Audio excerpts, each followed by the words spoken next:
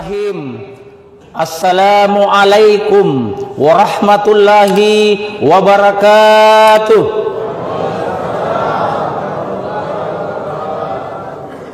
Hamdan wa syukran lillah, amma ba'd. Bersyukur kepada Allah Subhanahu wa taala dengan mengucapkan alhamdulillahi rabbil alamin. Bersalawat kepada baginda Rasulullah Muhammad sallallahu alaihi wasallam dengan mengucapkan Allahumma salli ala sayyidina Muhammad wa ala ali sayyidina Muhammad. Yang saya hormati dan saya muliakan pengurus dan jemaah Masjid Nurul Amin. Yang saya hormati dan saya muliakan para alim ulama, para ustaz, para dai, tokoh agama yang sempat hadir pada subuh hari ini. Dan saya muliakan pula saudara-saudara saya dari members komunitas Pejuang Subuh Kabupaten Bulukumba yang insya Allah kita semua dimuliakan dan dirahmati oleh Allah Subhanahu wa taala. Alhamdulillah, di subuh hari ini kita dikumpulkan kembali oleh Allah Subhanahu wa taala di rumahnya ini di Masjid Nurul Amin. Mudah-mudahan berkumpulnya kita pada subuh hari ini, insya Allah di hari kemudian nanti Allah pula mengumpulkan kita seperti dikumpulkannya kita di subuh hari ini di surganya. Amin ya rabbal alamin. Seluruh yang hadir yang insya Allah sama-sama dimuliakan dan dirahmati oleh Allah Subhanahu wa taala. Di dalam suatu hadis yang diriwayatkan oleh Imam Al-Baihaqi di nomor hadis 1471 di dalam kitabnya Syu'ubul Iman, di sana menukil salah satu hadis dari Ka'ab bin Ujrah radhiyallahu taala anhu berkata, suatu ketika tatkala Rasulullah sallallahu alaihi wasallam sudah berada di dalam masjid, dia memberikan aba-aba kepada para sahabatnya, mendekat ke mimbar, mendekat ke mimbar, mendekat ke mimbar. Tatkala para sahabat telah mendekat semua di mimbar, Rasulullah sallallahu alaihi wasallam pun melangkahkan kakinya naik ke atas mimbarnya. Tatkala Rasulullah sallallahu alaihi wasallam melangkahkan kakinya naik di tangga pertama mimbarnya atau di tunggukan batu pertama, tiba-tiba Rasulullah sallallahu alaihi wasallam mengucapkan kata amin. Tentunya sahabat yang mendengarkan Rasulullah sallallahu alaihi wasallam berkata amin, tentu pasti bertanya-tanya karena tidak ada sesuatu yang dia lihat dan dia saksikan. Kemudian Rasulullah sallallahu alaihi wasallam naik lagi ke tangga kedua atau gundukan batu kedua, kembali Rasulullah berkata amin. Kemudian Rasulullah sallallahu alaihi wasallam naik pun ke tangga mimbarnya yang ketiga atau gundukan batu ketiga, kembali Rasulullah sallallahu alaihi wasallam mengucapkan kata amin. Tatkala tiba di atas mimbarnya, biasanya Rasulullah sallallahu alaihi wasallam membawakan tausiah atau ceramah. Namun saat itu Rasulullah sallallahu alaihi wasallam tidak memberikan tausiah atau ceramah, tapi langsung turun dari mimbar. Tatkala Rasulullah sallallahu alaihi wasallam sudah berada di bawah mimbar, para sahabat bertanya kepada Rasulullah sallallahu alaihi wasallam, "Ya Rasulullah, tadi aku mendengar engkau mengucapkan kalimat amin 3 kali. Di anak tangga pertama, kedua, dan ketiga engkau mengucapkan kata amin. Maka apa kata Rasulullah sallallahu alaihi wasallam? Ketahuilah para sahabatku, tatkala aku melangkahkan kakiku naik ke anak tangga pertama, tiba-tiba malaikat Jibril turun menemuiku, kemudian memberikan informasi kepadaku. Apa informasi yang diberikan Rasulullah sallallahu alaihi wasallam dari malaikat Jibril? Kata malaikat Jibril, celaka dan sungguh terlalu orang yang mendapatkan bulan suci Ramadan, kemudian Ramadan berlalu, kemudian dosa-dosanya tidak diampuni oleh Allah Subhanahu wa taala. Maka apa kata Rasulullah? Aku pun mengucapkan kata amin. Apa arti dari ucapan malaikat Jibril kepada Rasulullah sallallahu alaihi wasallam? Artinya bulan suci Ramadan datang bertamu kepada kita, bulan yang penuh berkah, bulan yang penuh ampunan. Maka mari di saat kita jumpa dengan bulan suci Ramadan, betul-betul kita manfaatkan bulan suci Ramadan ini untuk beribadah kepada Allah Subhanahu wa taala. Betapa banyak orang yang merindukan bulan suci Ramadan, betapa banyak orang merindukan perjumpaan dengan Ramadan. Tapi apa boleh buat, umurnya tidak sampai di Ramadan, Allah memanggilnya sebelum memasuki bulan suci Ramadan. Betapa banyak orang yang merindukan Ramadan, berjumpa dengan Ramadan, tapi tidak bisa melewati Ramadan karena Allah Subhanahu wa taala memanggilnya di dalam bulan suci Ramadan. Pertanyaannya buat kita semua yang masih diberikan umur yang panjang, kesehatan oleh Allah Subhanahu wa taala, yang tidak ada jaminan apakah kita bisa melewati Ramadan tahun ini dan akan sampai di Ramadan yang akan datang, Ramadan dan Ramadan berikutnya. Maka olehnya itu, mari betul-betul kita manfaatkan bulan suci Ramadan ini untuk beribadah kepada Allah Subhanahu wa taala. Di malam harinya ada ibadah tarawih, di siang harinya ada puasa Ramadan dan banyak amalan-amalan lainnya. Bukankah Rasulullah SAW bersabda dalam satu hadis, "Man qama ramadana imanan wa ihtisaba, ghufira lahu ma taqaddama min zambi." Barang siapa yang beribadah pada malam harinya dengan penuh iman dan mengharap ridha dan ampunan Allah Subhanahu wa taala, maka dosa-dosanya yang telah lampau akan diampuni oleh Allah Subhanahu wa taala. Bukan pada malam harinya saja, di siang harinya pun kita dijanjikan berbagai ampunan, maghfirah dan berkah Allah Subhanahu wa taala.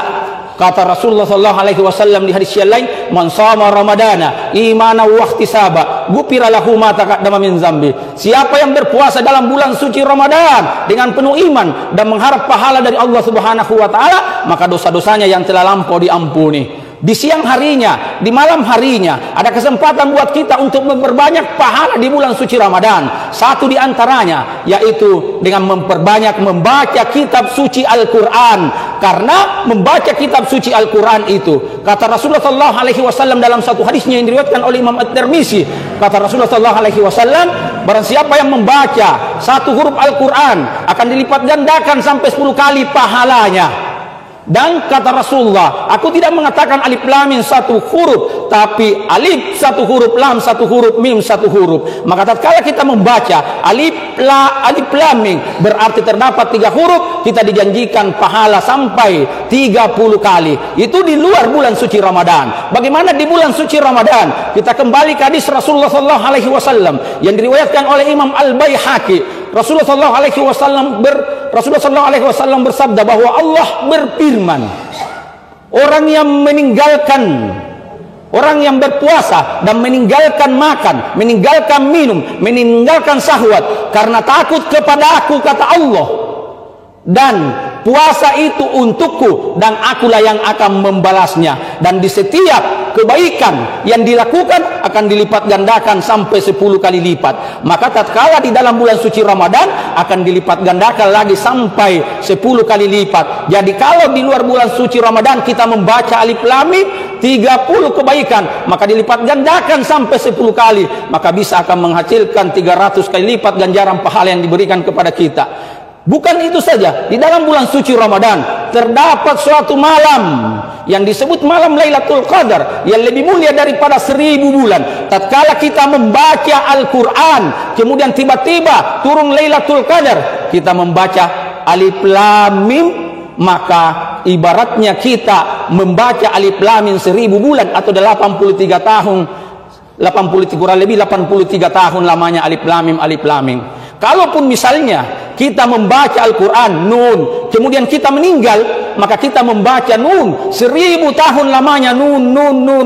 Coba kita bayangkan ganjaran pahala yang dijanjikan bagi kita yang senantiasa betul-betul memanfaatkan bulan suci Ramadan ini dengan berbagai pahala atau amalan yang kita lakukan. Yang kedua, kata Rasulullah SAW, tatkala aku naik ke anak tangga kedua, ke gundukan batu kedua, kembali malaikat Jibril memberikan informasi kepadaku. Apa kata malaikat Jibril?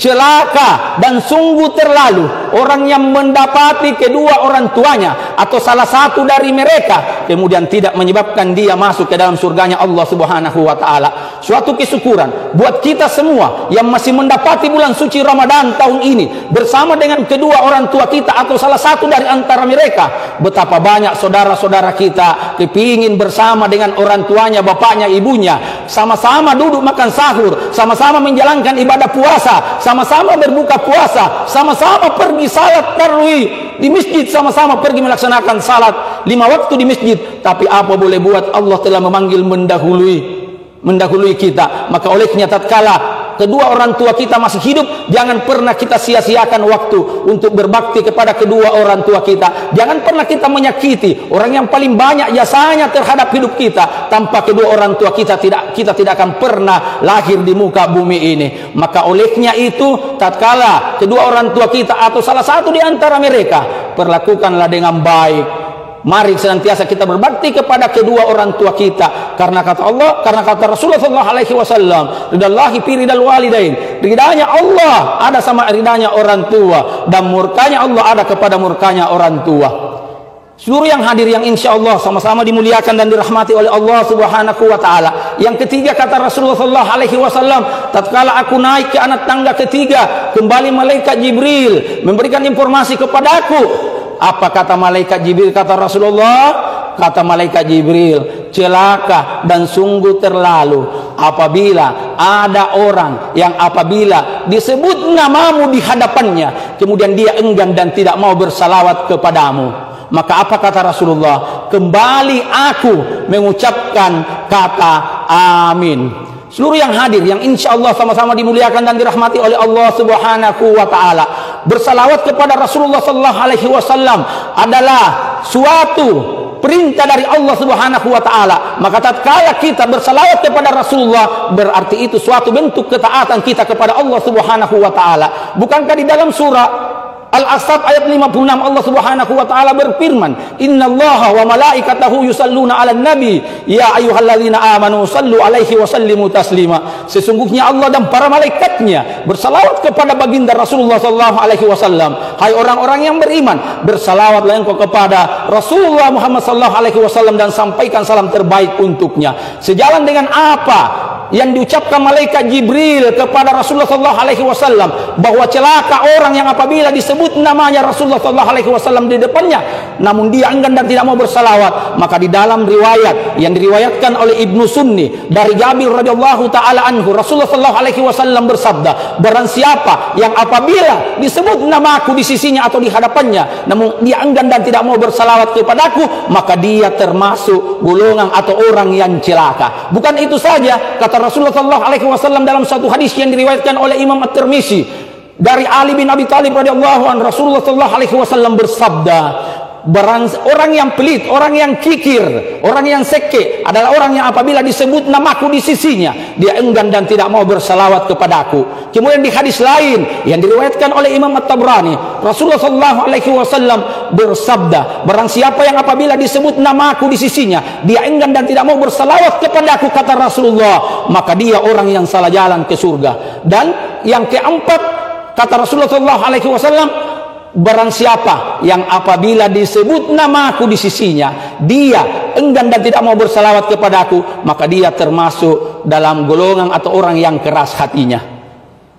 Yang terakhir saya sampaikan pada kesempatan subuh hari ini, mari kita tutup dalam suatu kisah tentang bagaimana keutamaan salawat kepada baginda Rasulullah Muhammad sallallahu alaihi wasallam.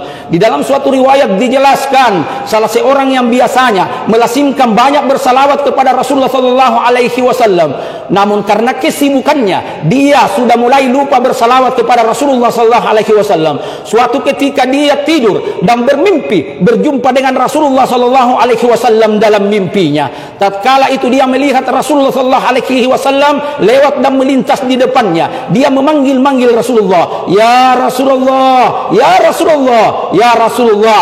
Jangankan Rasulullah berpaling, menoleh pun tidak. Kemudian orang ini lari ke hadapan Rasulullah sallallahu alaihi wasallam, kemudian berkata kepada Rasulullah, ya Rasulullah, apakah engkau marah kepadaku sehingga engkau tidak menjawab panggilanku? Kata Rasulullah sallallahu alaihi wasallam, mana mungkin aku marah kepadamu sedangkan aku tidak mengenalmu. Maka apa kata orang ini? Ya Rasulullah, kata ulamamu, bukankah engkau lebih mengenal umatmu dibandingkan kenalnya seorang orang tua kepada anaknya? Bukankah engkau mencintai umatmu melebihi cintanya seorang ibu kepada anaknya? Maka apa kata Rasulullah? Betul apa yang dikatakan ulamaku itu, namun aku mengenal umatku berdasarkan kadar salawatnya kepada aku.